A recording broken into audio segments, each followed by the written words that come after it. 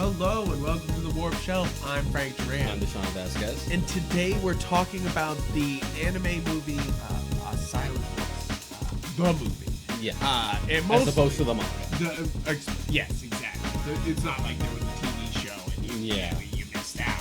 It's just It is sort of funny that they make that distinction, though. I feel like it kind of goes without saying. You're just like, wait a minute. It's like certain fantasy books that clarify that they're a novel, like Lindsay Ellis's book does that. Just like, axioms end, a novel. A novel, you're like, ooh, wow. I didn't think it was when I was holding it, but as opposed to the dissertation. But mostly, when we talk about this movie, we're gonna be talking about crying. No, I'm just kidding. But seriously, this I was super surprised by this movie. Mm-hmm. Deshaun's been wanting me to watch this movie for a long time. Yeah. We finally just watched it, so we're just coming off watching it. So if my eyes are a little bit puffy, that's the reason why why it's like that. So going into this movie, I knew it was going to be sad because it is about a bully trying to like sort of redeem himself trying to say that as a plot of a movie is quite strange because it is one of those things where it's kind of hard to pitch, right? It really is. Like, it's one of those things that people have told me about it, and I remember people saying that, like, it's about a bully and he bullies a deaf girl, and you're like, well, that sounds awful. Like, you're like, well, it is, but you're like, yeah, there is, but it's and it's actually a really touching and deep story, Frank. Seriously, though, that's the thing. It's like no little description could cover what this movie's trying to cover. Like I really did start this movie off and go, okay, well, what an asshole, like he's just being such a little shit, and you're just like. And you just think that the movie is very one note, that he's like terrible and that he's wants to kill himself because he was terrible. Mm-hmm. But like that's very much the beginning of the movie. And then once they get really into it, there's so much going on, like so much they're trying to talk about and say here that it's actually quite impressive. And I feel like any description isn't very good at describing what's going on. And this is coming from a perspective of two people who haven't read the manga. Yeah. I think the manga is only about like maybe 6 or 7 volumes, so it's not overly long. Okay. But even then, with volumes in general, it is interesting that they were able to condense all of that in a movie and you don't feel like you're missing out on anything. Yeah. I'm sure there might be maybe like a subplot or two that like hangs over that they didn't feel they needed, but I haven't read the source material. Right. As far as studio is concerned, I am hugely familiar with Kyoto Animation's work. Yeah. Been a big fan. They did Clannad, they did K-On!, they did Kanan, not to be confused with with K-On!. They did Violet Evergarden, Liz and the Bluebird, a bunch of stuff. A great studio, right? Yes, absolutely. Like one of those one that kind of needs support. And directed by what's his name? It's right here. Oh, they deleted it off of this thing. You have to go in. Directed by Nakio Yamada. And a director who I have not seen much of, but you were saying you've seen a bunch of her work. You've seen Liz and the Bluebird, which is her newest. I'm actually rewatching K-On! now.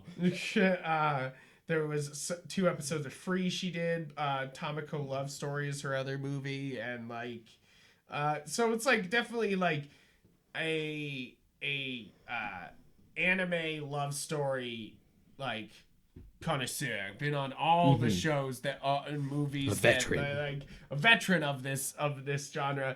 Now, Deshaun loves a good slice of life, a good romance. I require one every anime season in order to not to go insane. It's so funny because like we talk about like blood guts. Deshaun wants the rated R, but then like when it comes to his anime, he's like, oh. You better keep that shit wholesome. I just need like the one wholesome fix. The one. You can't put me in a box. One. Sometimes I'm edgy as fuck, and sometimes I just want love. You can't define me. You can't define me. And this is quite. I'm really taken aback by this movie. So one of the reasons it's quite devastated too. Yeah. I want to call that out right here is that Deshaun like let me, you know, read the description. Like it's gonna be sad, but like then I was watching it and I was just like, fuck me sandwich. Like I was like, whoa. Frank whoa. literally yelled at me when we were done. He's like, what have you done? Just devastating. So one of the reasons, Jesus Christ. As if that matters. I'm just joking. I could have been better prepared for this for the weekend. Could have taken the time to mourn over it over a few days off. One of the reasons I pushed this movie for people is because this came out the same year as Your Name, and it kind of got overshadowed by Your Name because Your Name was a huge hit. Even over here. Your Name is great. Yeah, that's a great movie too. This is different because Your Name is very much like star-crossed lovers. Yeah, it's much broader and not in a bad way. And exactly. And this is very personal. Yes. This is very person to person, literally, because a lot of what this movie is talking about here is what does it mean to be a friend, and like what does it mean to start friendships, and what does bonding mean? Exactly. You know, like and you know, like what is not only family but also, you know, like friends and like and what is forgiveness? What does redemption mean?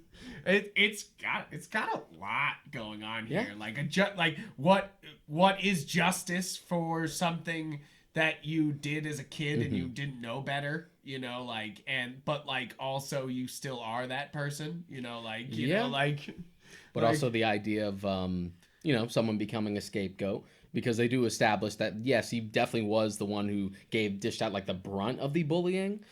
It's like towards our deaf character, but all the other kids are kind of a part of it too.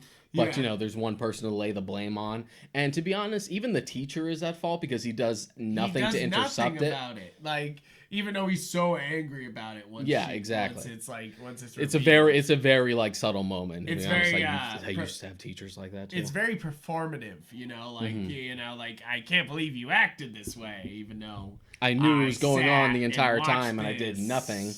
You're just but then it became a problem, so now I have to put on a brave face. I know, it's just like it's kind of this big story about like how these kids acted towards each other and none of the adults fucking like stepped in to do anything, and when they did, they hurt each other. They literally imply that like that his mom and her mom fought each other and ripped each other ripped the earrings off. Jeez, you're just like, oh, Jesus Christ. And I like that it's just left at that and there's just no explanation. You're just left to infer it.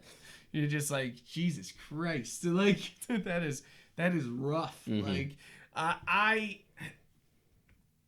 it's quite the devastating movie because, like, it's one of those things where it just hits you with the how could people be so cruel at first, you know, like, where it's just like, how could they be so cruel?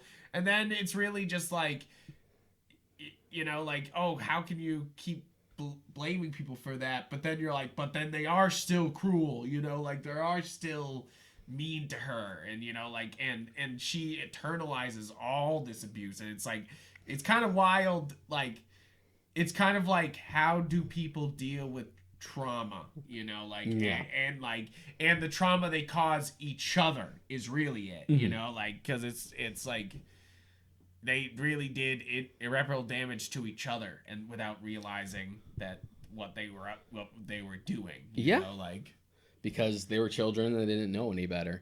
But then once you start to grow up and actually, you know, gain a bit of empathy, it all just comes piling up. You're like, oh God, what have I done? Jesus Christ. I feel like a lot of kids sort of get that. Yeah.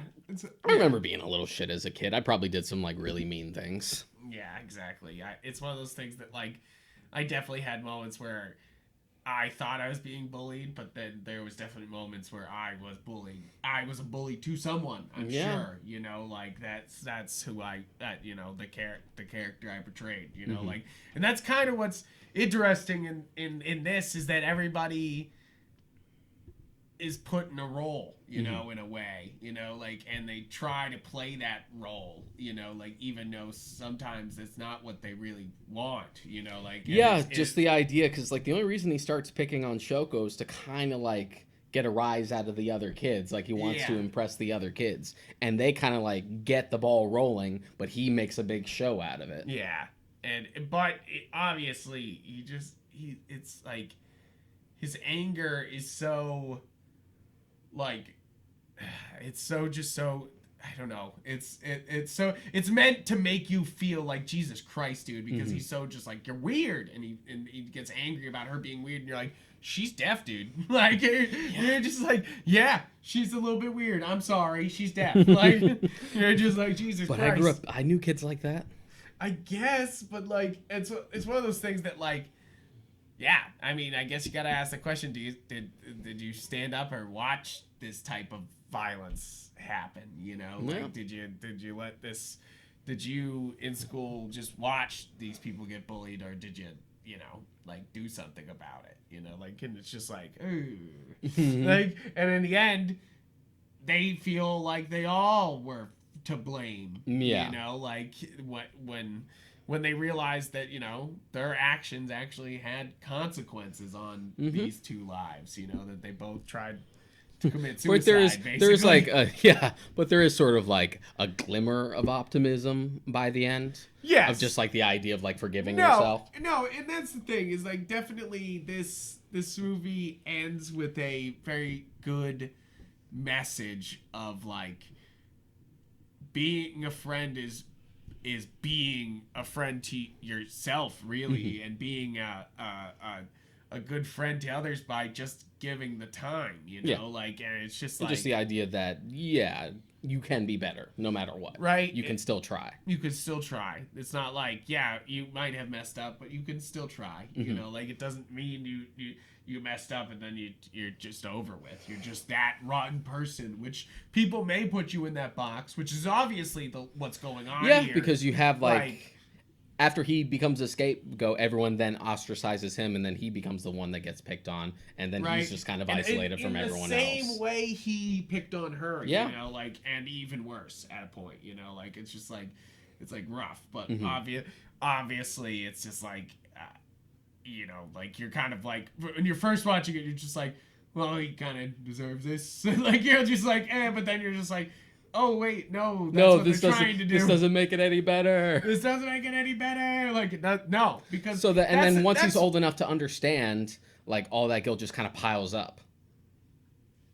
Really, what they're trying to say is that this sort of violence and bullying is a very vicious cycle, and it's just not worth having, like, it's not worth tearing down your fellow human being, like, which is what happens here several times, where he gets in trouble, he tries to take down the whole class with him, and I remember being like that. I remember being pissed at teachers, and then, like, when I got in trouble, I was like, well, all these other kids, what about him? What about them? I read about them, and they're like, well, you can't control them, you can only control you, and I'm like, well, it's fucking dumb. Well, shut up. Shut up.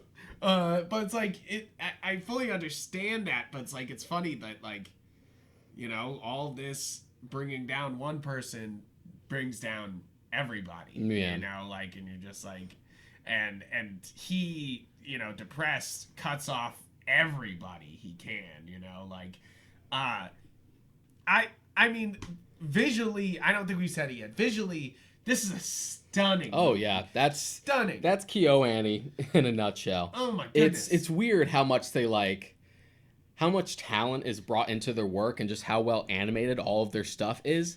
And it's never for anything like with huge spectacle. No action sequences. No, they don't do like action anime or anything like that. They jump off a bridge at one point. Yeah. That's the biggest action sequence. And they like into water to It's all for like somebody, really grounded stuff. And it's so funny. I made a joke about it the other day when I started rewatching K-On! Again. And like, it was like, wow, this opening is like better than most of the Dragon Ball Super fights. Look how well animated this opening about a bunch of high school girls in a band. Look how well animated this is. Like, it's just KyoAni just flexing all the time. Just like, look at how beautiful we could just make the mundane look.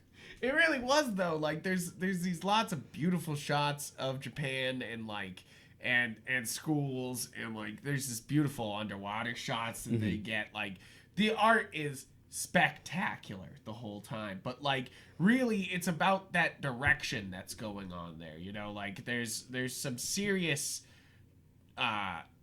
you know direction, some auteur, some like serious visual. We've talked on the show a lot about the advantages of every specific medium, and there are things done in here, despite this being a really grounded movie for the most part, there are things that you do here that only really play in animation, like the big visual metaphor of an X. You could still pull that off in live action, but in animation it just feels so organic. Yeah, you could pull it off in a manga too. I feel like it's one of those things that would work, that every panel you just but see just those from people. Animation versus a live action standpoint, you just buy it and it just works so well for the animation medium. I wonder if you could accomplish this movie in any way live action, you know, is one of my, like, after walking away from this, you're just like, this is a strictly personal, deeply sentimental animated epic that's just right, you know, simple. Give it a couple years, I'm sure they'll be like, American adaptation of a silent voice announced in development, because they're trying to do that with Your Name, and I'm like, stop. I saw that. They're like, we're doing a live action Your Name, and you're like, I guess. Who are you giving it to, though? Like, who are they giving it to? Did they say? Because, like, I don't know. I know Abrams is producing it. Like, there's just, like, it's one of those things that, like these things are so personal, you know, like, and that's what really plays, and like, you got to really get to that personal side, and that's what's going to be so tough with live action. Exactly. I feel like. And there's a way you can make things in animation just like look spectacular. Yeah. For like that particular medium that wouldn't necessarily, I don't think, seem as impressive. Like, you think of the beautiful like shots of the sky and like the meteor in Your Name. You picture that in live action, and sure, it could look pretty, but it might not look as impressive because we're so desensitized to effects like that. You might have to like really go far with the stylization. Make it kind of abstract almost. Yeah, like, and that's what I mean here, is that even here it's a very abstract visual storytelling, you know, like a lot of sequences that you're like, what? Whoa, what? Like, you're just like, whoa, what? I first off loved him using the umbrella to like show up, you know, like to cover up that what he's talking about, you know, like, and the little sister finally like understands him and lifts the umbrella. You're like, oh, that's so good. Visual storytelling. That's so good. Wow. Like, that, I mean, that's a sort of visual storytelling that like you expect from movies like Parasite, you know, where it's just like very specific visual. Everything is intentional. Yeah, very intentional direction, and that's what I think really stands out about this movie, is it really does try to be very intentional often. I really am blown away by this. It's one of those things that, like, yes, I expected a love story. I expected, like, oh, you know, like, he's bullied, but he's gonna fall in love with her because he was bullying her. But you're just like, no, it's way more complicated than that. There's a little bit of that there, but it's in a way, because when you have a premise like that, it can easily go like really problematic. Yeah, where you're just like, is he abusing her again? And I don't use that word lightly, because to be honest, I hate how overused the word is. Yeah. But in this case, I think it's really appropriate. But the way it's handled with like such like caution, and just the slow rekindling of like a friendship. Exactly, you know, and like, that guilt is always permeated. Even when they're having a good time, you have that like flashes where he sees her as just when they were kids, and he just thinks about the terrible things he's done again. Yeah. It's always on the back of his mind. And she even says it at one point, you always think of, you'll always be upset when I'm around, you know, like, and you're just like, like, man, I think the first time that made me cry in the movie, though, was we're speaking of love story, is that like they build up to their relationship, and it's they're bonding, you know, like they're really hanging out together, and you know, like they come to the point where she tries to say I love you to him, and he doesn't understand, and I fucking welled up, baby. I was just like, shit. Oh, here they come. I was like, oh, shit. they're gonna miss love. Oh God, they can't miss it. You know, like you're like, oh shit. Like it's just one of those like, fuck like moments, and he like completely misses it and like completely fucks everything up afterward. And you're just like, Jerry just quashed. Like, in a way, the direction also kind of reminds me of Punch Drunk Love in a way. Yeah, I can see that. Right? Like, I feel like, you could give it to Paul Anderson. No, Paul Thomas. Paul Thomas Anderson, not Paul W.S. Nobody likes Paul W.S. You hear me, Paul W.S. You stay the fuck away from my movies. You stay away from my video game movies. You stop this Paul instant. W.S. Anderson's looking for another property to right? grab. He's like, yo, Capcom, what else you got? And they're like, Street Fighter? And you're like, no! Please, God, can he not do Street Fighter, the movie? Like, please stop him. Hold him back. Stab it. Stab it this instant. I really, and then I thought, and I thought that was like the most kind of complicated it was gonna get with that love story, but still like welled me up. And then the whole build up of everybody like blaming each other on the bridge and everything, and not letting go of like childhood trauma that they caused each other. Yeah, and it's one of those things where like you get defensive, you get petty, you throw stuff in people's face. It's this wild like loss of innocence that's going on there, in that scene. And really, what's fantastic about this movie is how unflinching the dialogue feels at times. You know, like it feels like a Marriage Story where you just feel like, shit, should I be listening to this dialogue or should I be fucking not here right now? Like you're just like this feels way too real, way too close. Like I feel like I'm really intruding on this conversation right now. I'm not trying to be nosy. Why am I here? Right? Like the dialogue was so realistic in that manner where it just felt like every time you were listening to something and them kind of unleashing their hearts, you were like, shit. And it plays in both languages. For today's like viewing, we had watched it in dub. I've seen it in both languages, so I could attest to be like, no, the dub is good. Let's watch it dub. It's fine. I thought the dub was quite good. Yeah. And the dub has the distinction of actually hiring a deaf actress to play Shoko. Yes. Yeah. And I think that's very important, of course, representation. Even in anime, for a role like that, it would be very easy for like a non-deaf like performer to make that seem kind of offensive to try and emulate that type of performance. And there's just a lot of realism going on there. I feel like I think that was one of the strengths of Godzilla vs. Kong is that at least they used an actual deaf actress for the little girl. And you're like, come on, that actually works. Like it's not just somebody trying to play deaf. Like you're like that, which is always kind of really offensive.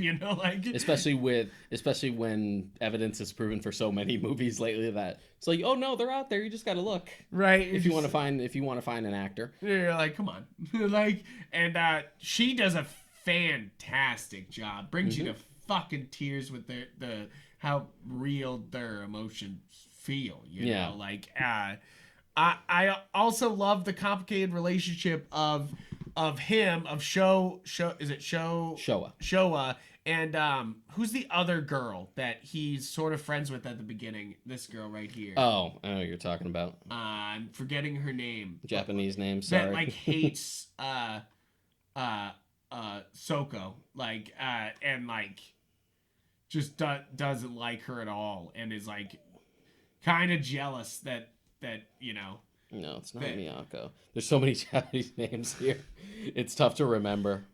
But it's one of those things that like she's obviously his best friend as a young girl, and like they separate because of like she wants to keep being mean, and Malka that she wants to like always kind of be mean to her, and he finally realizes what's wrong with this. Out of like, all the kids, she seems to be the one that's like grown the least. She's just as petty, if not more so, than she actually was when this had first started.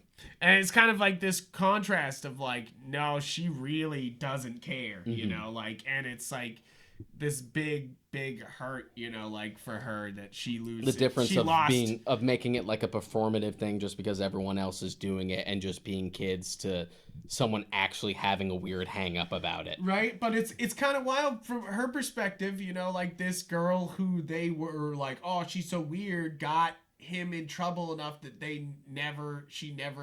he lost all his friends and she lost her best friend, you know, like, yeah. So it's kind of one of those things that she's always going to blame Shoko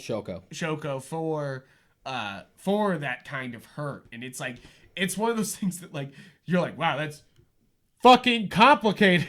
Like, you're like, you know, like that's the thing here is like, I feel like their relationships get so complicated, you know, like there's not really an easy answer for this type of situation. For any of this. You can't have that like backseat, that like armchair critic perspective of just like, well, if I was there, I know exactly how to like solve this real quick. It's just like, no, this is complicated. This is all over the place. There's not really a straight answer. And I think that's what's so great about this movie is that these are actually complicated characters, you know? Like, these are... Everybody kind of involved has multiple layers, and you don't feel like, oh, they're just wasting your time, or that like, the movie's too long. Like, I really felt like this is a very fast movie to watch, and, like... Even though there's so much going on here, it keeps it complicated and complex and compelling. It makes me wonder like what's changed and what's been condensed and what's been potentially like trimmed down from the manga. Yeah, are you gonna check out the manga? Yeah, maybe at some point. Maybe. Yeah. I mean, it's only a few volumes, so it wouldn't really take me long to get through it. Wouldn't be that hard to get through. I mean, I'm really blown away because it's like it's a coming of age tale in the way that, like, you know, like sometimes coming of age is very much like, now we are grown-ups, you know, like, and now, you know, like, we've gone through an ordeal, and now that we've gone through the ordeal, we've become grown-ups. But really, this is a coming of age where they deal with how shitty they were to each other at when they were young. Yeah. And like and Shoko is for some reason is completely, you know, eternalizing all this abuse, you know, being like, like, oh, I'm the problem here. It's good that you have both sides of that, because in the first half you sort of have just like, no, she's uncompromising. She's basically angelic. She lets everything roll off her back. It's just like, she doesn't let any of this bother her. But then once you get to the second half, you know, it's just like, no, it's just all internalized, and it gets bad. Yeah. And she's dealt with it too. You're just like, dang. And she's just, you know,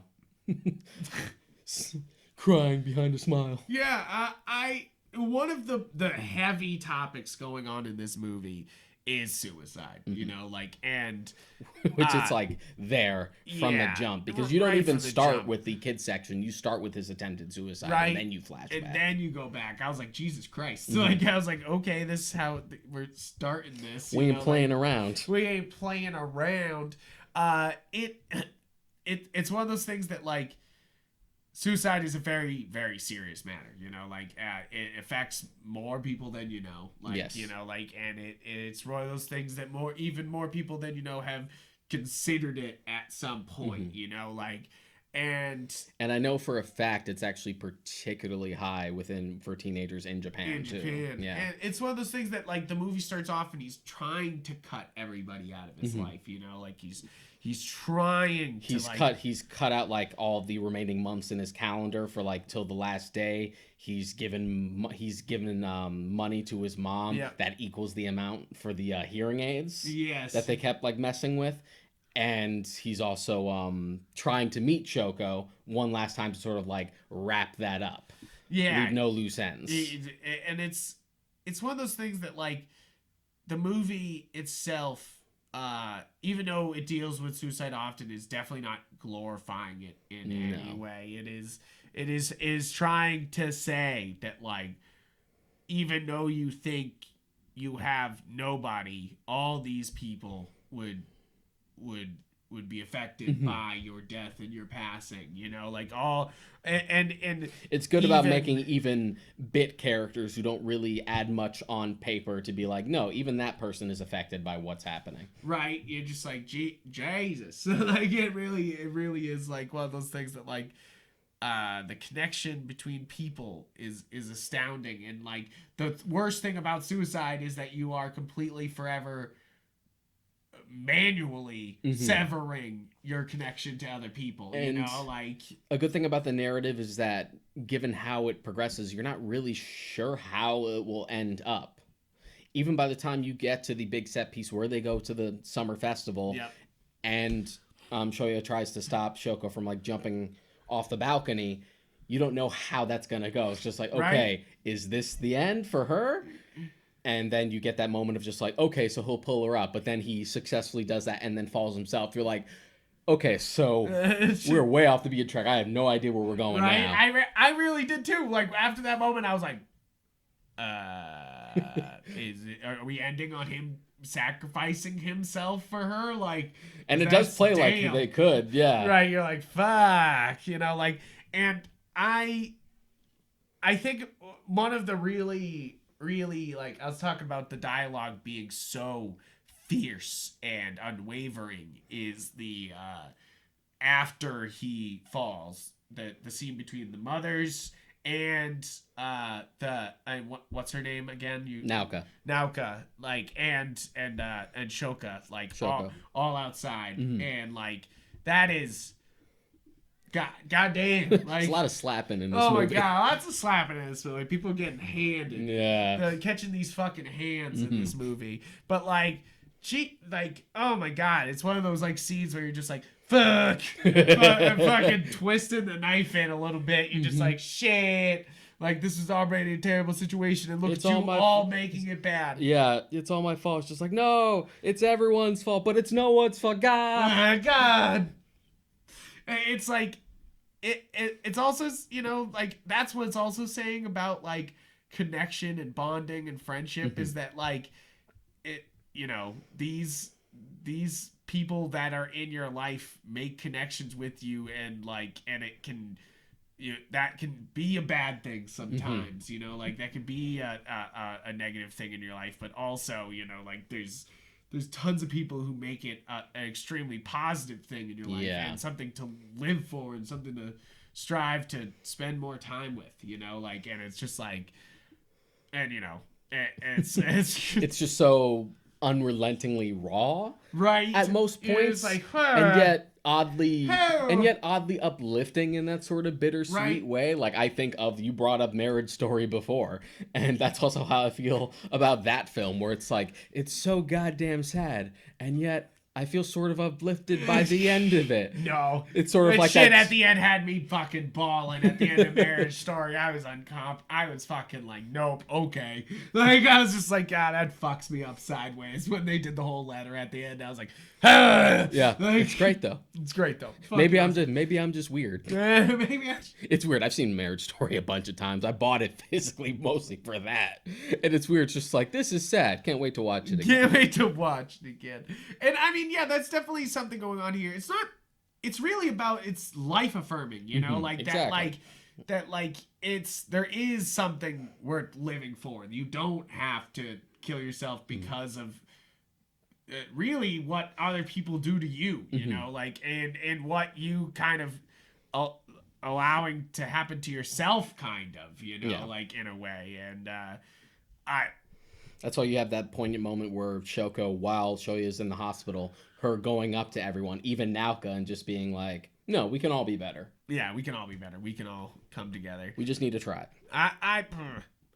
It's basically my like constant feeling on this. There's a few Kyoto animation projects that are like this, where it's just like, oh, this is wholesome, and now I'm sad. Yeah, right. It's just I'm very, very sad. Clannad has that. Kanan has that. Violet Evergarden has that.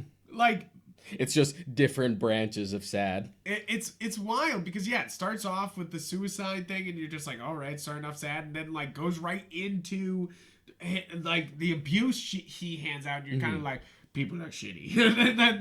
then when it reverses on you, you're like, people are still shitty. People are still shitty. And then by the end of it, by like all of this, you're kind of like, people are worth it. You should reach out to people. And you know, and I guess that's what you mean by life affirming, is that like at the end of it, like all the movie is really saying is all we really have in life is our connections to each other. Yeah. You know, like there is how we connect to each other is our most important thing, even though, you know, it could be really easy like him to cut people off and cut everybody out. But like really what makes life worth living is having friends worth having fun with. And that's a through line through like most of KyoAni's projects, and it's why there's like so beloved within like the anime community, especially given like the recent tragedy, which I feel like I need to bring up just to like educate people who don't know about it. So 2 years ago there was an arson attack at Kyoto Animation's first studio, and the fire had killed 36 people, including some veteran directors, including the director of the Violet Evergarden anime. So like the upcoming movie will be like the last project for that. And it's one of those things where like there was so much support for the studio. There was a big GoFundMe with like a goal that had like 4 times the amount of money like donated than as opposed to the minimum goal they wanted. And it was very touching to see like everyone sort of like come together beyond, especially since animation. Quite the tragedy. Yeah, you know, like that's quite the tragedy. It's like I think it made. Not often you see artists like that. I think they had said it was like the worst like tragedy like that for Japan in a very long time. Yeah, that's awful. Yeah, it's very sad, but thankfully they've like shown so much support. Like all the animators who wanted to take time off and be with their families, etc. KyoAni's still working on stuff, but there's no pressure. They do have other studios, and the support has been super nice and uplifting. So that also affirms that like all we have is each other. Yeah, right. And really, yeah, that's kind of the main lesson they're trying to go here is that like I think, you know, is that like really all we have is each other, and sometimes it can seem so little effort, you know, and sometimes it can seem like a lot of effort, and sometimes it can seem like all consuming to your being to have a connection with somebody else. But and that's even something that they touch on with the main character as well, because it's not just guilt, but there's also that sense of like anxiety that he has with them. There's so many moments where like when he feels overwhelmed and can't handle anything, he just kind of bails. Yeah, he like and there are people like that. Like, he just feels like sick. He feels like a third wheel, so he would rather just walk away from it. Yeah, right. Like than have to confront it. Definitely like social laceation problems, you know, like definitely like couldn't cope with it because of the trauma he went through. You know, like, and you're just like, how damn, like, that's so you can see why people were a smidge salty when I think this might have been the first ceremony of the Crunchyroll Anime Awards when this didn't. I don't even think this was nominated. I know Your Name won. Yeah, Your Name won, but it didn't. Yeah. To which the internet collective was just like, "Look, we love Your Name, but like seriously, it's kind of it was a nominee for Best Animation and Best Film for Crunchyroll, nominee for IGN Best Animated, but all these, but did win the Tokyo Anime Award for Best Film competition, and Best Screenplay Original Story. And to be fair, we all know that. Damn. An award ceremony is an award ceremony. Ultimately, it doesn't matter too much. What matters is that this is number 238 on IMDb's top-rated movies list. You know you've made it when you've hit the top 250. And I mean that here, is that I've said it before with Invincibles. I don't hand out many 9s. I definitely don't hand out many 10s. I haven't had a single 10 this year. I've watched about 69 movies or something like that. I really nice. This is a definite 9. This is absolutely at absolute minimum. It's one of those things that like this movie is kind of unassuming in a way, and then completely uppercuts you with devastation and human feeling, and you're just like, that means it's working. You're just like, yeah, John said that twice to me. He's like, that means it's working. They did their job. Like, I'm like dying in the corner over there, like that's right. Cry. And really, you know, like, that's the pursuit of all art, is to elicit emotions from art, you know, like, and that's why I think this is so great, is that I not only felt sad for their unrequited love, but also because of this loss of innocence, this the how the past just completely consumes people, you know, like, and how you know, really how great humans are to each other, and also how fucking bad humans are to each other. You're just like, Jesus Christ. And no, it's everyone's fault, and it's no one's fault, like I had said before. Yeah. But really, it's the teacher's fault. It's the teacher's fault. We're blaming the teacher here. We're blaming the adults here. Like, because maybe they should have done something. You're just like, somebody should have said something. I really do mean this. This is a 9 because it really is keepsake for art, you know, like, as it's able to elicit a lot of emotions out of me. It is emotions. I do feel like this is one of those easy movies to be like, I'm not really into anime. It's just like, this is different. This is different. You'll be fine. Just put it on.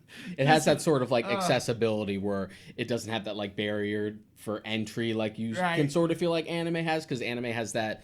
It's so steeped in Japanese culture that it seems alienating to a certain percentage of people in the West. But this would sort of play in the same way that like a Miyazaki film is pretty accessible to a Western audience. You can be like, no, just put it on. It'll resonate. I would say any Miyazaki film lover that's like doesn't know what else to watch after watching, which is definitely a thing. Yeah, it happens all the time to HBO Maxers that you know, like, they're just like, I finished. There are plenty of other Miyazaki films, and I'm glad that we decided to talk about a movie like this in the same way that we talked about Tokyo Godfathers. Yes. Because there are other anime films besides Studio Ghibli stuff. And ones that tell just as, if not more, personal stories. Yeah. Fascinating stories. Like, this is almost upsetting that this wasn't nominated for a Best Foreign Picture in the Academy Awards or something, you know? Like, it's just kind of like, Jesus Christ, this is good shit, you know? Like, and it's wild to just, like, let an award season, like, just let that go, you know? Like, they were like, we're not even, you know? Like, we're not going to shower that shit. You just got to branch out. You got to know where to look. You just got to keep an ear to the grindstone. You can't just go by whatever the U.S. tends to like market, which is really, and it's not to undermine the success of the Studio Ghibli films, but a big reason they resonate with people is that they were so well marketed. Like Miramax pushed them, and then Disney pushed them later. So it kind of makes it easier for people to know about these things. Exactly.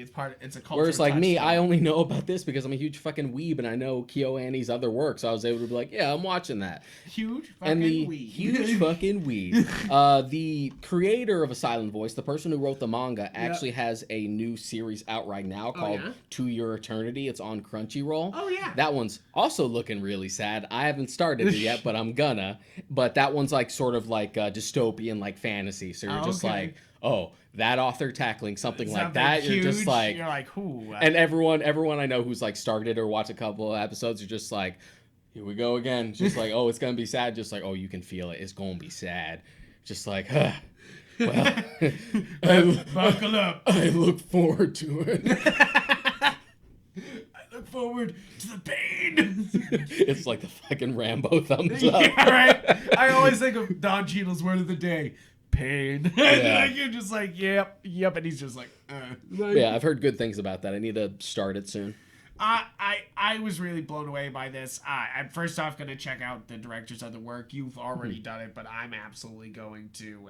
And I think that this is a fantastic anime movie. I'm not sure that needs to be viewed. You know, like, I'm not sure where Liz and the Bluebird is, because another big problem is accessibility when it comes to anime films like this. This one is. We haven't said it yet. It's on Netflix. So if you guys are wondering, where the fuck can I watch this? But sometimes love this movie. A lot of anime films are a little tough to find, because even the anime-centric streaming services like Crunchyroll and Funimation don't usually do movies, and then when they have them, it's always temporary. Funimation has like 6 movies at most at some time. And then when something does go on there, it always leaves. Right? You're just like, no, wait, no. It's so odd. Please don't do that. Like, I'm sure it's some licensing. But as far as agreement. like, I'm not sure where you can find Liz and the Bluebird. You could potentially look it up. But both seasons of K-On! Are on Netflix. It's on Tubi, actually. Tubi TV.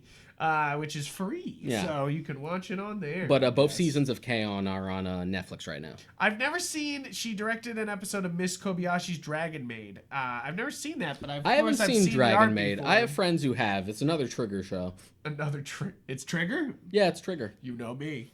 Yeah. I love Trigger. Anything with Trigger, I'm like, what's that? What the fuck did you just say? And I have not watched Free yet, but is Free good? Free's the I've heard it's all right. One. I will definitely get down on this director. There goes Clannad. Yeah, is Clannad good? Clannad is good. I brought it up when we did our How to Get Into Anime episode. Right. Yeah. You did.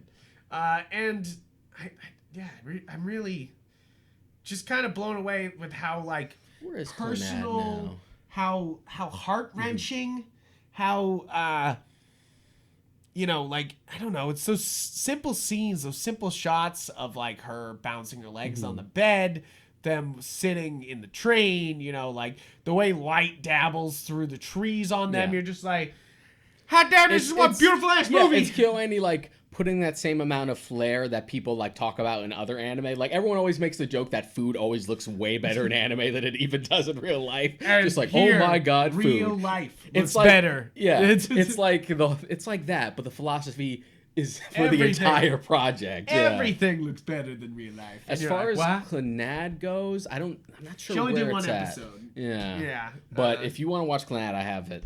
Okay. So I'll just let you borrow it. But I mean, I'm really impressed with this. I think you're right. Is that a lot of people go Your Name instead of this movie? And it's not to undermine Your Name. I love Your Name. That's a great movie absolutely. too. Your Name's great. Different beast. Your Name welled up some tears in me too, but not. This almost made me cry 3 different times. And for much sadder reasons. Right? Your Name's very much is just I shot beautiful. So beautiful. But whereas the silent voice is just oh God, humanity. Yeah, right. You're just Jesus Christ. Is can't recommend it enough. Can't recommend it enough. I feel like we're starting to go in circles just to make a roundabout way of just saying watch it. Yeah, but seriously though, yeah. I recommend. I mean, of course, on this show we recommend physical copies always. Yeah.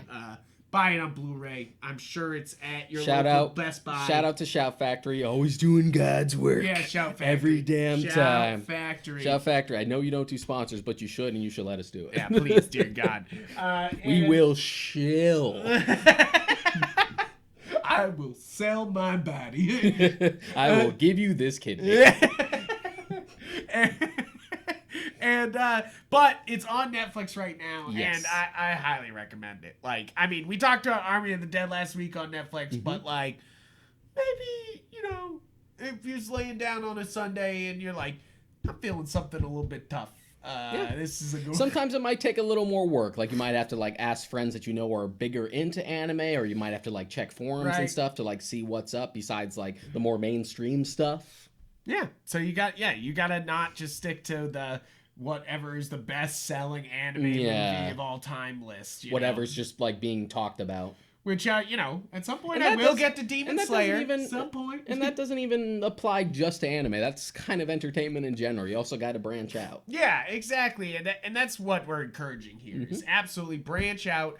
I mean, if you listen to this show, you got to branch out. You got to reach out, watch these things. You got to check these things out. You got to increase your culture. So, in the event that you haven't listened to the 2 episodes, How to Get Into Anime and the Tokyo Godfathers episodes, you should listen to those. Check those out. And please, if there's an anime movie that you're oh, you thought a silent voice was devastating, send it to us. I can think of a few devastating anime films. They're really good. They're really good. I'm down for whatever.